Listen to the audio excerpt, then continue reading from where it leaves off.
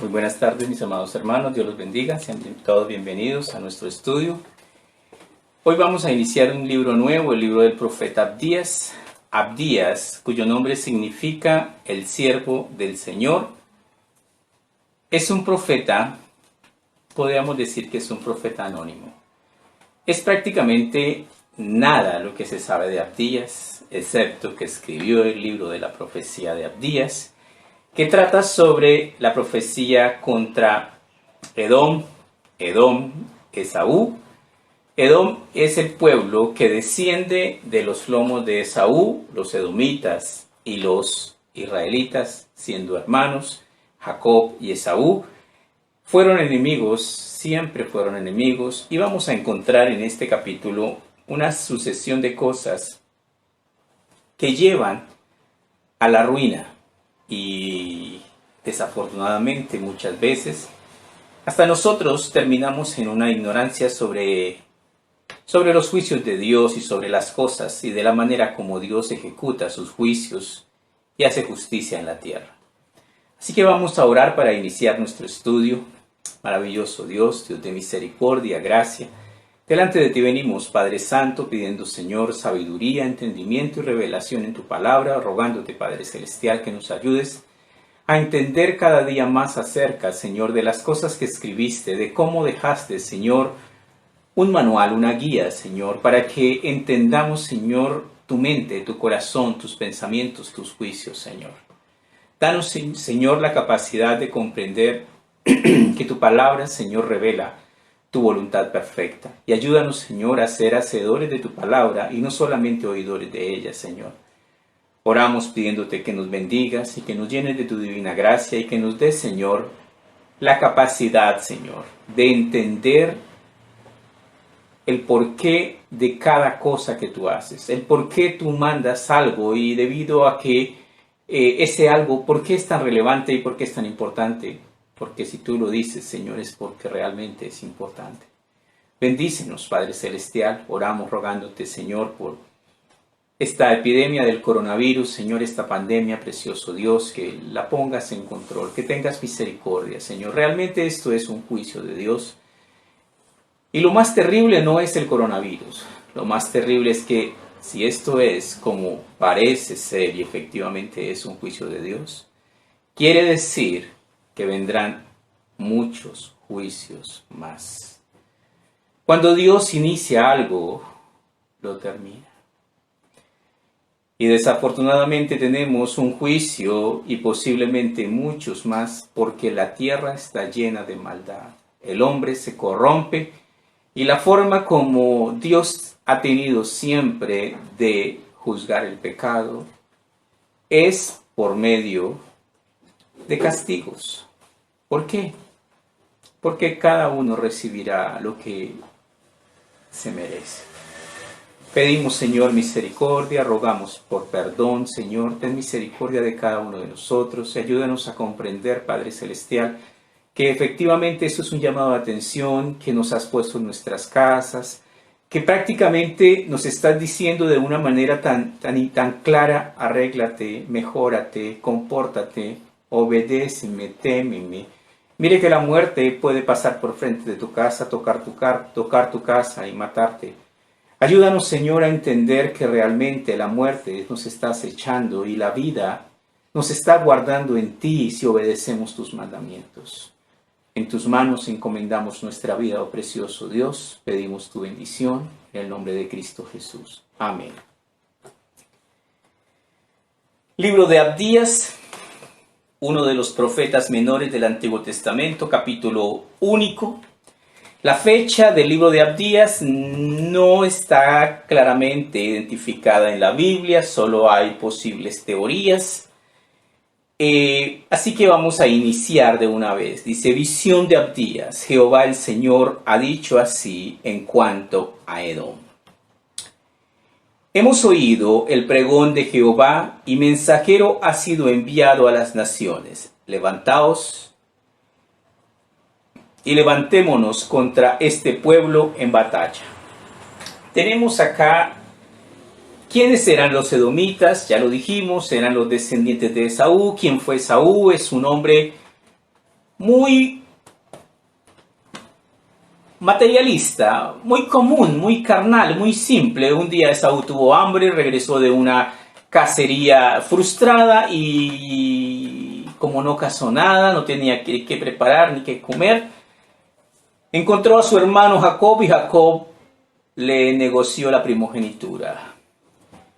¿Qué tienes para comer? Y el otro dijo un guisado de lentejas. Y Jacob le dijo, te lo doy si me cedes tus derechos de la bendición de la primogenitura. Y Esaú dijo, a mí para qué me sirve eso si me voy a morir de hambre. Venga las lentejas. Esaú fue un hombre que despreció y menospreció las bendiciones de Dios. Si decimos nosotros que Esaú es muy similar al 80 o al 90% de nosotros los seres humanos, estamos diciendo la verdad. Muchos de nosotros despreciamos la bendición de Dios, despreciamos la gracia de Dios que ha sido tan generosa entregándonos por medio de la sangre del Cordero de Dios perdón de pecados, salvación y vida eterna, y que nos exige una vida de obediencia, de santidad, de temor reverente, y que nos dice la palabra de Dios, y el que sabe hacer lo bueno y no lo hace, le es contado por pecado.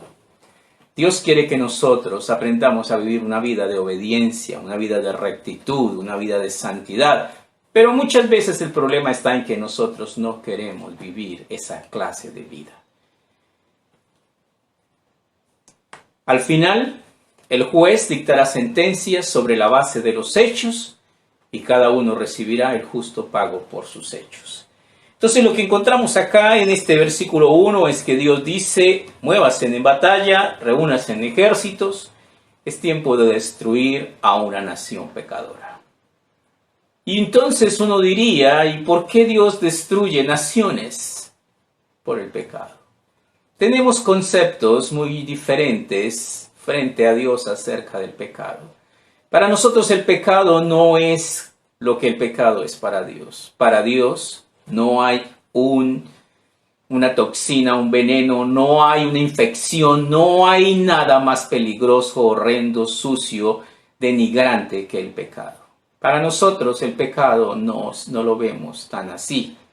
Lo vemos de una manera diferente. El problema es que nosotros no somos los jueces. El juez es Dios. Versículo 2. He aquí pequeño, te he hecho entre las naciones. Has habitado en gran manera.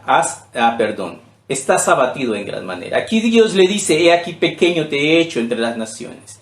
El pueblo de Edom fue un pueblo poderoso, fue un pueblo grande, pero fue un pueblo que continuamente fue diezmado, fue reducido. Y aquí le dice, estás abatido en gran manera. Se refiere a que hay enemigos, tiene muchos enemigos. Edom construyó una fortaleza inexpugnable en la roca, por donde se podía entrar, y si se entraba por un desfiladero en donde escasamente cabía una persona o un caballo, y entraban uno a uno, uno detrás de otro, y era muy fácil, extraordinariamente fácil de controlar la entrada, porque los guardias estaban en huecos que habían hecho en el desfiladero, en la roca, y ahí controlaban el paso uno por uno. Se consideraba que era una ciudad inexpugnable, hecha muy inteligentemente. El hombre siempre ha sido inteligente.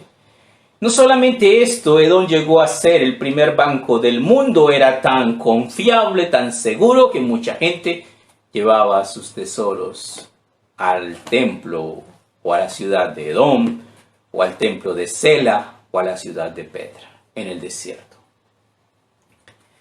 Versículo 4, y encuentra Dios, dice aquí, la soberbia de tu corazón te ha engañado. Tú que moras en las hendiduras de las peñas, en tu altísima morada, que dices en tu corazón, ¿quién me derribará a tierra? ¿Qué es esto? La causa de su ruina. ¿Cuál es la causa de su ruina y su pecado? su orgullo y su arrogancia. Por eso nomás, solo por un orgullito ahí, solo por eso los pensamientos de Dios no son como nuestros pensamientos. Dios no piensa como nosotros.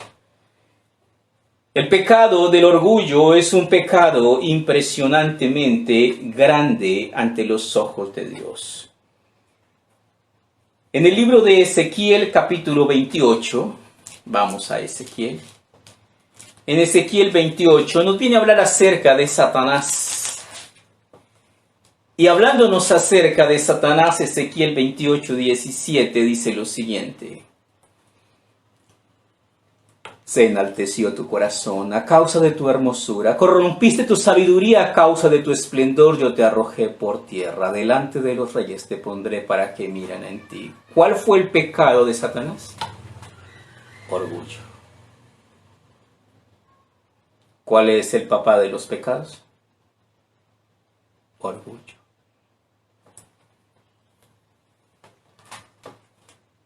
¿Dónde se originó el pecado? En el cielo. ¿Y cuál fue? Ese fue.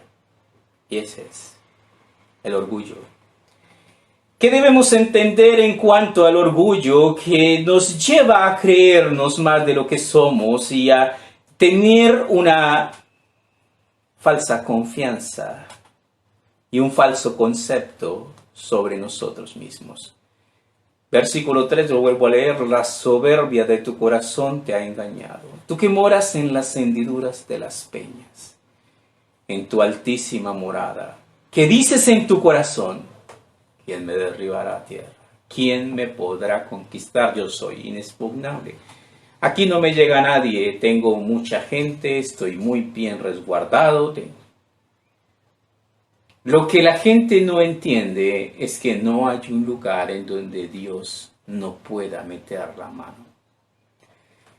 Y Dios continúa hablándonos acerca de que Él es el dueño del mundo y Él es el juez de la tierra. Y le dice en el versículo 4, si te remontares como águila, y aunque en las estrellas pusieses tu nido, ya hoy día estamos pensando en viajes interestelares, en viajes, he aquí, dice, y aunque entre las estrellas pusieres tu nido, de ahí te derribaré, dice Jehová. ¿Qué significa esto?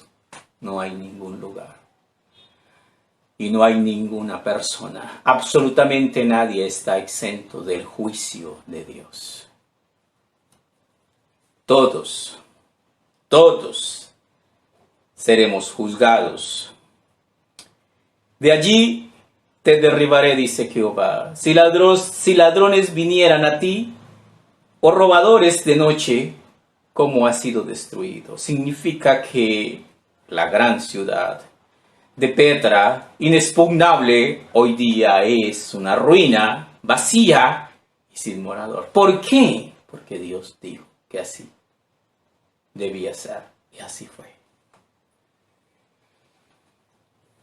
¿No hurtarán lo que les baste? Si entraren a ti vendimiadores, ¿no dejarán algún rebusco? ¿Qué significa esto? Pues que muchas veces el hombre tiene algo de humanidad y entra y hace atrocidades, pero deja algo, siempre queda un remanente, siempre queda un poquito. Lo que Dios está diciendo es que Edom será barrido por completo, totalmente aniquilado. ¿Por qué? Por su pecado. ¿Cómo fueron escudriñadas las cosas de Esaú? Sus tesoros escondidos fueron buscados. ¿Qué quiere decir eso? Todo le robaron.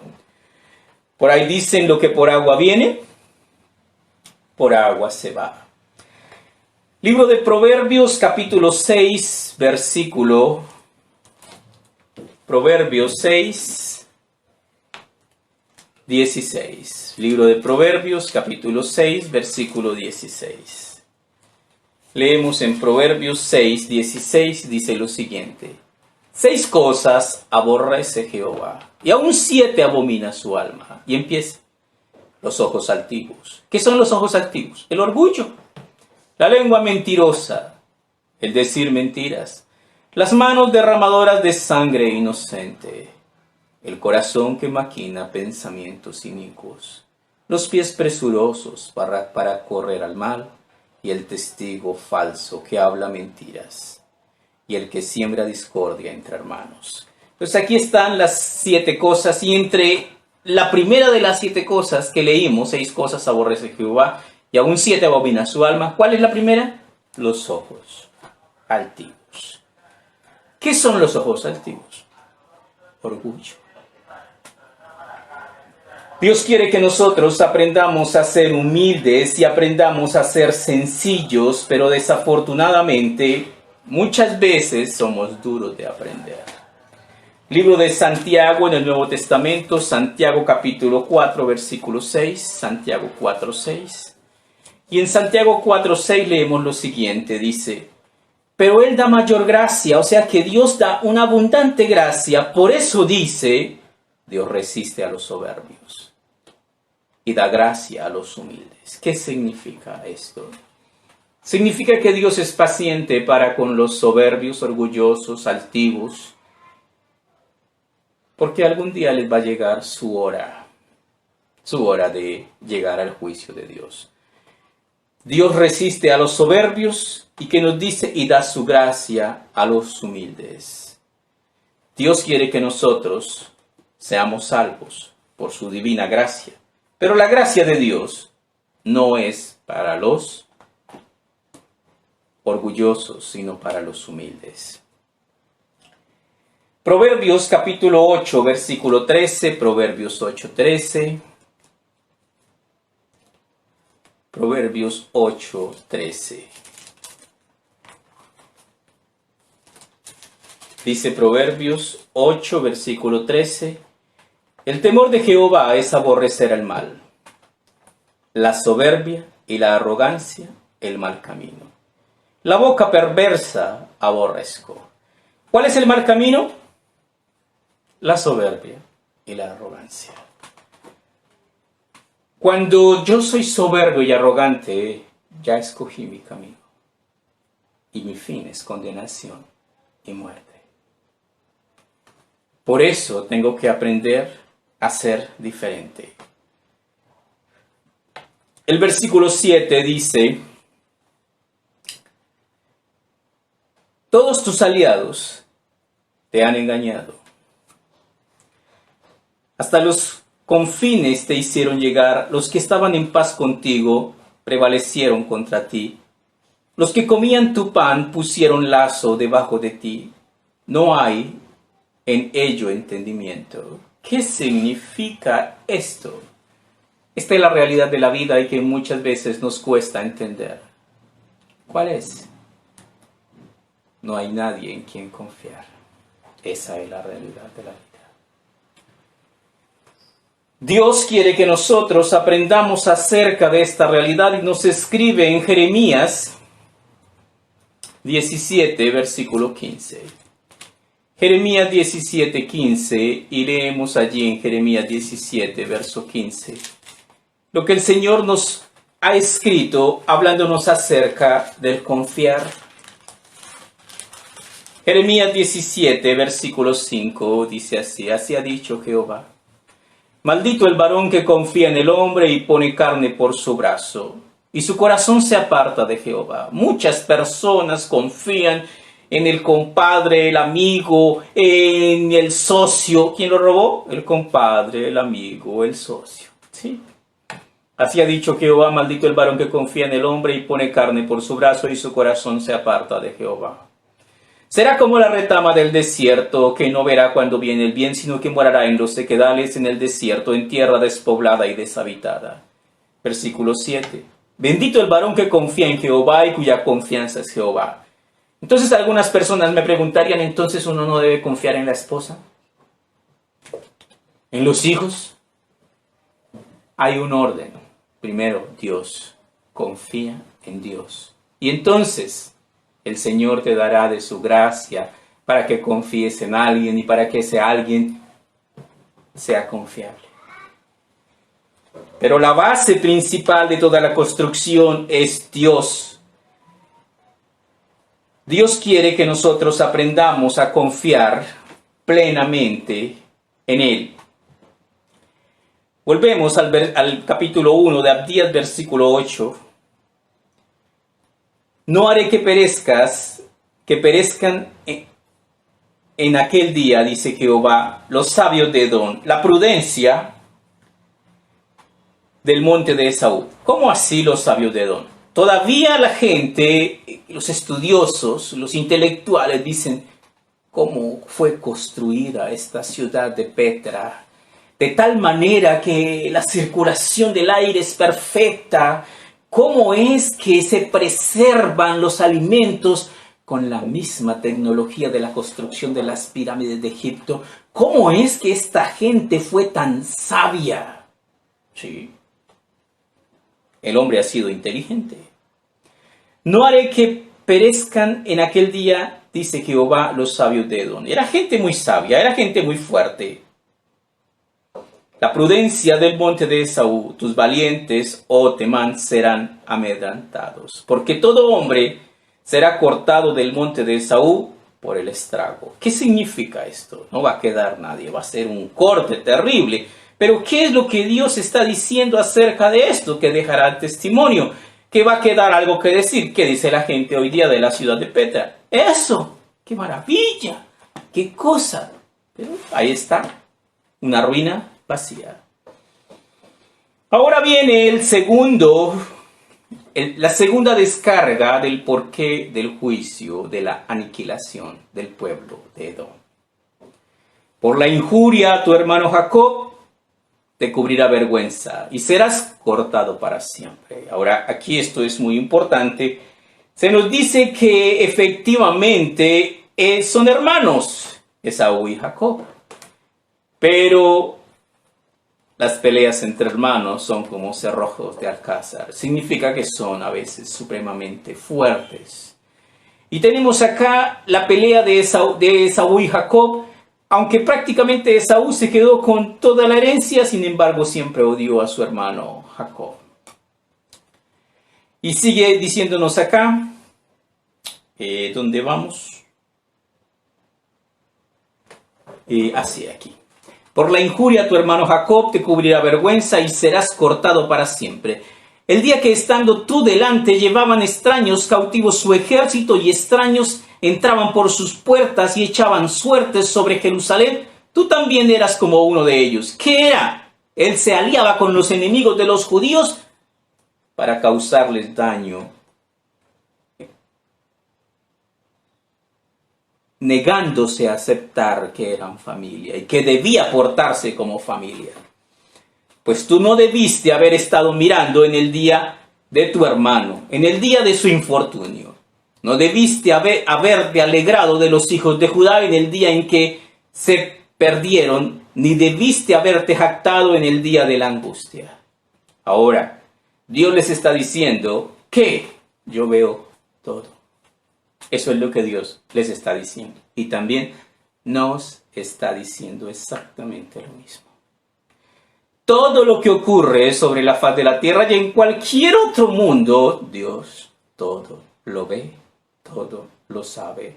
Escudriña la mente y el corazón y sabe perfectamente cuál es la intención y cuáles son los hechos de cada uno. Eso es lo que se está diciendo acá. No debiste haber entrado por la puerta de mi pueblo en el día de su quebrantamiento. No debiste haber mirado su mal en el día de su quebrantamiento, ni haber echado manos sobre sus bienes en el día de su calamidad. ¿Qué es esto? Al caído caerle. Hay que aprovechar la oportunidad. El vivo vive del bobo y hay que aprovechar el papayazo. ¿Qué dice Dios? No debiste hacer eso. ¿Qué es lo que comúnmente hacemos? Lo mismo que hizo Edom. ¿Qué es lo que comúnmente no vemos? Que Dios nos está viendo. ¿Y entonces qué debo hacer? Lo correcto. Debo portarme a la altura del llamamiento de un Dios que demanda santidad de sus hijos. Tampoco debiste haberte parado en las encrucijadas para matar a los que de ellos se escapasen, ni debiste haber entregado a los que quedaban en el día de su angustia. ¿Qué pasó? Él aprovechó la oportunidad para librarse de una espina en el costado, para que acabaran con los enemigos, acabaran con los judíos. Y se le olvidó que Dios ve y que lo que uno siembra, eso cosecha.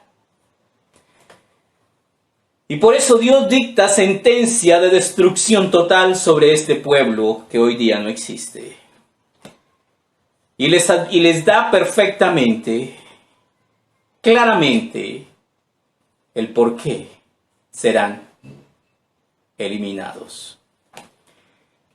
Llegamos a la segunda parte, dice, la exaltación de Israel, porque cercano está el día de Jehová sobre todas las naciones. Como tú hiciste, se hará contigo.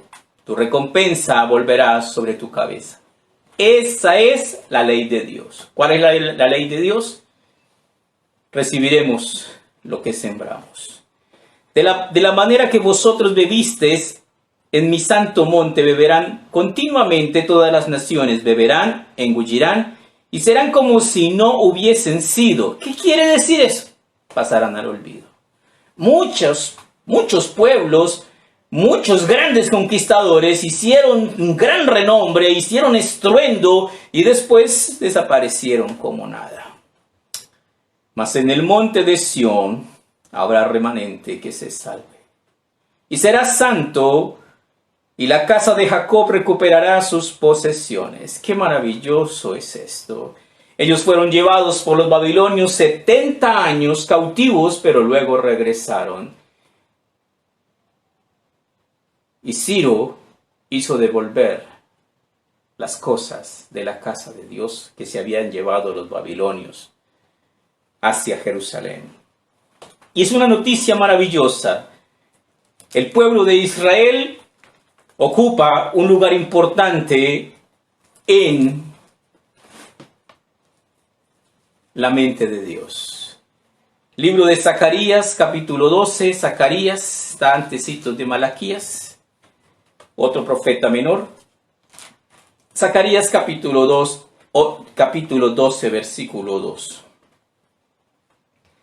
Dice así: aquí yo pongo a Jerusalén por copa que hará temblar a todos los pueblos de alrededor contra Judá, en el sitio contra Jerusalén. ¿Qué significa eso? Significa que Jerusalén, que Israel será el botín que todo el mundo quiere robar. Eso es.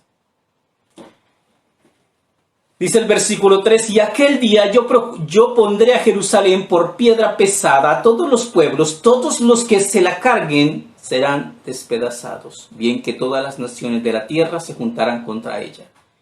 Aquel día, dice Jehová, heriré con pánico a todo caballo y con locura a todo jinete, mas sobre la casa de Judá abriré mis ojos y todo caballo de los pueblos heriré con ceguera. ¿Qué significa eso? Significa lo que la gente ha querido ignorar voluntariamente. ¿Qué? Que Jesucristo, el Cordero de Dios que quita el pecado del mundo, es judío y ama a los judíos. Y si alguien toca al pueblo de Israel, el Señor se vengará, porque son la niña de sus ojos, porque están esculpidos en la mano de Dios, porque fueron, son y seguirán siendo el pueblo de Dios. Y los capitanes de Judá dirán en su corazón: tienen fuerza los habitantes de Jerusalén en Jehová de los ejércitos su Dios. ¡Qué maravilla! Esta expresión es algo impresionantemente. Hoy día el pueblo judío es un pueblo poderoso en ejército, poderoso en armamento, su arsenal, sus ojivas nucleares, su armamento es de primera calidad, todo es impresionante. Pero un día empuñarán el arma más poderosa y se llama fe en Dios. Y eso es lo que están proféticamente, lo que ellos están diciendo acá es eso. Dice: en aquel día pondré a los capitanes, voy a leer otra vez el 5, y los capitanes de Judá, o sea, los dirigentes del ejército, dirán en su corazón: tienen fuerza los habitantes de Jerusalén en Jehová de los ejércitos su Dios. El pueblo de Israel será redimido para Dios y volverán a tener una fe viva, una fe radiante, una fe que hace cosas imposibles. Y luego sigue, dice, en aquel día pondré a los capitanes de Judá como brasero de fuego entre leña, y como antorcha ardiendo entre gavillas, y consumirán a diestra y a siniestra a todos los pueblos alrededor, y Jerusalén será otra vez habitada en su lugar en Jerusalén. ¿Qué significa esto? Significa que Israel, el pueblo judío, el remanente de Israel, llegará a su esplendor cuando reciba en su corazón a su Mesías. Eso significa. Volvemos a nuestro estudio en Abdías. Dice, la casa de Jacob será fuego, y la casa de José será llama, y la casa de Esaú estopa. Y los quemarán y los consumirán, ni a un resto quedará de la casa de Esaú, porque Jehová lo ha dicho. ¿Qué significa? Serán totalmente exterminados. Y los de Negev poseerán el monte de Esaú, y los de Cefela a los filisteos poseerán también los campos de Efraín y los campos de Samaria, y Benjamín a Galaad, y los cautivos de este ejército y los hijos de Israel poseerán de los cananeos hasta Serepta, y los cautivos de Jerusalén que están en Sepharat poseerán las ciudades del Negev. Termina de una manera maravillosa este capítulo del profeta Abdías diciéndonos esto. Subirán salvadores al monte de Sión para juzgar al monte de Esaú. ¿Qué significa? Que Dios hará juicio por medio del pueblo judío sobre los enemigos del pueblo judío. Y termina en esta frase impresionante. Y el reino será de Jehová. ¿Qué significa? Llegará el reino. El Padre nuestro dice, venga a nosotros tu reino. El reino de Dios vendrá. Un día el rey volverá. Cuando los judíos vieron a Jesús morir en la cruz, perdieron sus esperanzas. Cuando lo vieron resucitar, las recuperaron. Cuando lo vieron subir al cielo en una nube, quedaron perplejos. Pero ¿sabes cuál es la hermosa y maravillosa noticia? Así como se fue en las nubes, así volverá. Y cuando regrese en la segunda venida, vendrá y hará juicio a todas las naciones y reinará en la tierra. Y la tierra será totalmente transformada y regenerada y será librada de la maldición. Y no habrá más depredadores. Y Dios gobernará en la tierra por 1000 años. Y su iglesia será coequipera con él. Y será un gobierno impecable. Todo esto nos cuenta aquí Abdías en su libro del profeta Abdías. Y lo que él nos enseña es, entiende, lee y entiende. La Biblia es un libro en el cual nos habla acerca de la gracia de Dios, pero nos habla también acerca de un pueblo, que es el pueblo judío. Y ese pueblo sigue siendo el pueblo de Dios. Nosotros somos adoptados y un día ellos y nosotros seremos un solo pueblo. Vamos a orar. Amado Padre, te damos gracias por tu preciosa palabra, porque nos hablas maravillosamente y nos abres el entendimiento para comprender acerca que definitivamente solo hay uno confiable y eres tú, y que hay cosas dentro de nosotros que deben ser quitadas y cortadas. Líbranos, Señor, de la soberbia, líbranos de la altivez, líbranos del orgullo, porque este pecado procede de lo más profundo del infierno, Señor. ¿Qué fue lo que Satanás creó? El pecado. Por eso, el que practica el pecado es del diablo, porque el diablo peca desde el principio.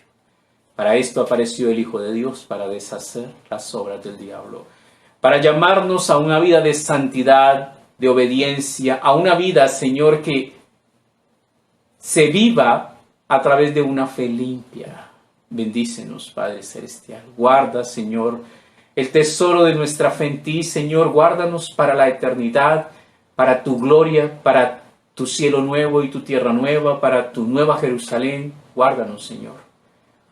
Gracias te damos, precioso Padre. Pedimos tu bendición En el nombre de Cristo Jesús, nuestro amado Salvador. Amén.